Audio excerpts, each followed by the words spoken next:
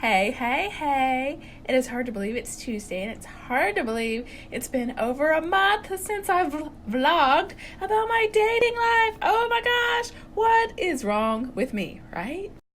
So, the last time we talked, I was in Texas at my cousin's house, and the ex and I had just picked up flirtation big time. He had basically given me an ultimatum that by the time I came back from my second surgery, that he would be done with her because I don't want to be a side hoe, and to be respectful to her, I don't think she wants to be a side hoe. Anyway, so that was kind of already decided at the end of July that by the end of August he would be broken up with her, right? So I go on, carry on with life, yahoo! Go out to Red Rock the beginning of August with my girlfriends, get my groove on, get my dance on, and he started texting me, and he was like, I miss you, I wish I was at Red Rock dancing with you, blah, blah, blah, blah, blah. We started flirting back and forth big time, and then all of a sudden it stops, and I get home, and I call him, and he won't answer. So I go investigating. I go on his Facebook. He's changed his cover photo to her. I go on her Facebook, and they're out at the pump that same night that he's texted me. What the fuck? So I send him a screenshot of the newly changed cover photo, and I'm like, oh, so this is why you won't answer. I get it now. And he ended up calling me, and he was saying that she changed his cover photo, which I thought was really odd. Like, you can't do that unless you have access to the account, right? And of course I Googled it, and I found out exactly that. So I sent him a message, and I was like, this was like the next day or the next couple of days. Excuse me. And I was like, I found out that no one can change your photo except for you. And he claims that she takes his phone and she checks his messages, and that she's the one that changed his cover photo.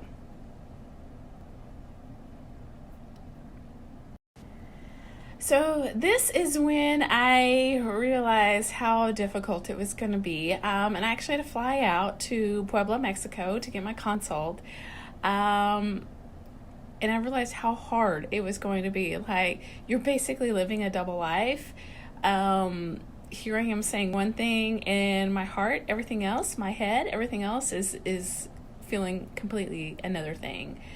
But I go to Puebla, and all of a sudden, I start getting these messages from him like, well, did I make a mistake? Like, I'm about ready to rip her heart out, blah, blah, blah, blah, blah. Did I make a mistake? And I'm just like, look, buddy, if you really love me like you say you do, the choice would be easy. It has nothing to do with that. Either you follow your heart or you don't. So basically, he just ghosted me almost the whole time I was in Puebla. And then finally, like, I'm getting ready to come home, and I get this message like, are you safe? And I just was like, fuck you. I'm not responding to you. I could have been kidnapped. I could die. I could be dead right now. And you're just now checking in on me. And so I just receipted him. And then he wrote back, and he was like, WTF. And then I receipted him again. And then, is that, I don't know. We, went back and forth with that. And I'm just like, screw you. You think that you can just ghost me. Like, I'm doing something pretty scary for me, and you're just going to ghost me? Like, no. Homie, don't play that shit. So I ended up calling him at some point, or he called me, and he was like on the toilet at their place. He's like, hey, I'm on the toilet so I can talk to you. What? Like, oh my God, like, really? And so I let him have it. I got off the phone because I just was like, this is way harder than I thought. Because he's like, well, you told me I had till the end of the month. And I'm like, yeah, but you look very happy in these pictures. You look drunk, but you look very happy. And I was like, how would you feel telling somebody that you love them and then leaving them and going off and sleeping with another person? How would you feel if I said, you're my world, and then I'm on Facebook with somebody else. You know what I mean? And finally he was like, well, I would be hurt and wounded. And then again, I don't hear from him for a while.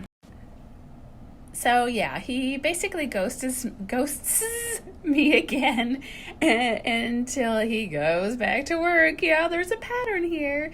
And so he wants to have lunch.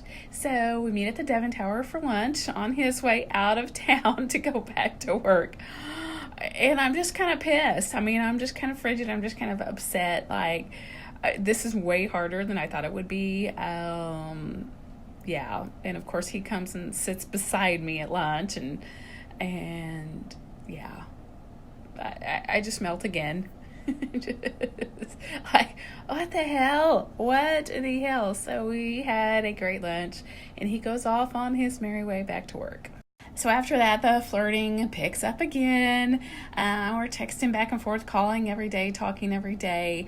He asked for a picture with me in a tight t-shirt. Well, I really don't have any tight t-shirts, so I just found a tank that was somewhat fitting and just tied it up to make it a little bit tight. But anyway, I ended up going out and buying some matching bra and panties, something exciting. Never really believed in that, just because I'm like, it's going to end up on the floor anyway. Why do I want to spend $50 on something that's going to end up on the floor? But I did it, and like I said, we went back and forth, just really texting hot and heavy until I go to Mexico for my surgery, and that was a disaster. Didn't get out on Thursday like planned. Ended up having to, or Wednesday, ended up having to go on Thursday, right?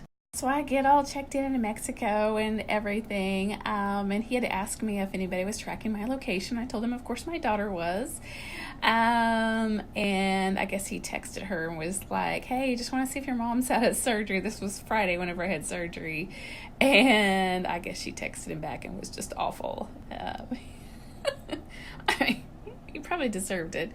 But before all that happened, like, I couldn't get a hold of him Thursday night while I was in the hospital, because I went and I stayed in the hospital that night. And guess what? I went to go looking on her Facebook page, and she had posted a picture. They were together. Shocker, shock face. And I'm just like, WTF? Like, how much more of this can I take? And my thing was, and what I stressed to him was that, communication is key. Like, he's like, I gave you my timeline. And I was like, yeah, you did give me a timeline, but it still fucking sucks to see that you two are hanging out and looks like you're having a good time. That's what I didn't get about the whole thing. It looked like you're having a blast. You know what I mean? And he just said no. So anyway, I'm in surgery. I give my phone to my assistant. She's texting him. And of course it was really cute, and they're talking back and forth. Is she okay? Is she okay? Yeah, she's out of surgery. She's fine. Blah, blah, blah, blah, blah. And I was just zonked that first night. But we did talk on the phone, and we pretty much talked every single day. I ended up getting WhatsApp, and that's how people communicate in Mexico. So we ended up communicating through WhatsApp back and forth every single day, telephone, texting, yada, yada, yada, right? So Tuesday, 4 days after my surgery, he sends me a message and he said, well, I did it. I was like, you did what? He was like, I broke up with her. And I was like, wow, you did? You did? And yeah. And then he pretty much, I think the next day, it's kind of fuzzy. The next day he was like, oh yeah, and I'm on a plane Thursday and I'll be in Mexico City on Thursday. And I was just, I was overcome with emotion. Like, you're going to be in Mexico City here with me. You're going to be on this adventure with me. But then I'm kind of worried about him. I'm like, you're lucky if she doesn't burn down your place. Like, oh my gosh, what does this mean? So he gets there, I hear this knock on the door at my hotel room, and I run to it, and it's him. Yay! It was so awesome to have him there with me. Karina got to meet him, my caretaker, and we went all around Puebla. We ended up going on Friday. We went to a mezcal farm, and it was just so much fun. We had a blast. Here I am all wrapped up with my floppy hat on that Karina gave me and just playing tourist in Puebla, Mexico. We just, every single day we did something. It was so awesome. I hate to say it, but it was awesome to have him there with me through this adventure that I went on. And let's see, one day, his stomach, he's got some kind of major stomach issues, and he was sleeping in, and I was like, hey, I'm going to go to the gym. And while I was at the gym, the girlfriend or ex, I don't even know which one to call her, she sends me a messenger message. And she's like, are you with him? Really? Really? Really? I mean, you manipulated this whole thing, right? You manipulated me. You manipulated him back in November and December a year ago. And you want me to come clean with you and tell you that he's there with me? No, not falling for that shit again. But it doesn't stop there. She continues. I think she sent me like 5 messages total. Basically, are you with him? I just need the truth. Blah, blah, blah, blah, blah. I've been dealing with bullshit for the last 15 months with him. Yada, yada, yada.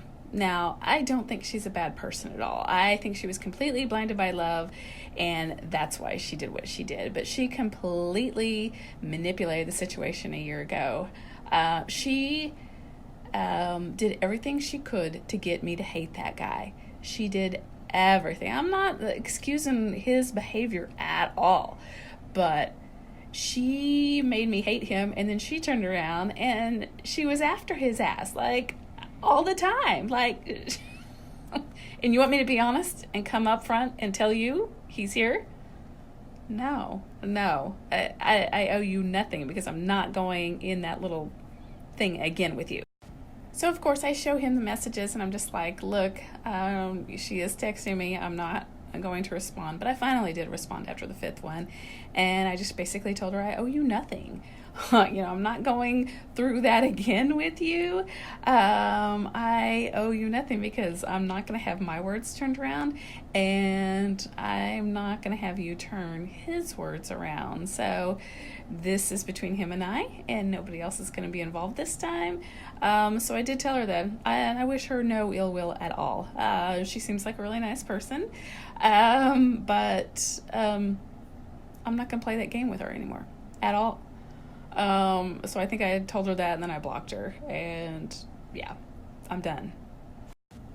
So the rest of the Mexico adventure was pretty much a blast, and I ended up talking United into giving me a flight home through Mexico City so we could actually be together. No charge. Thank you, United Airlines.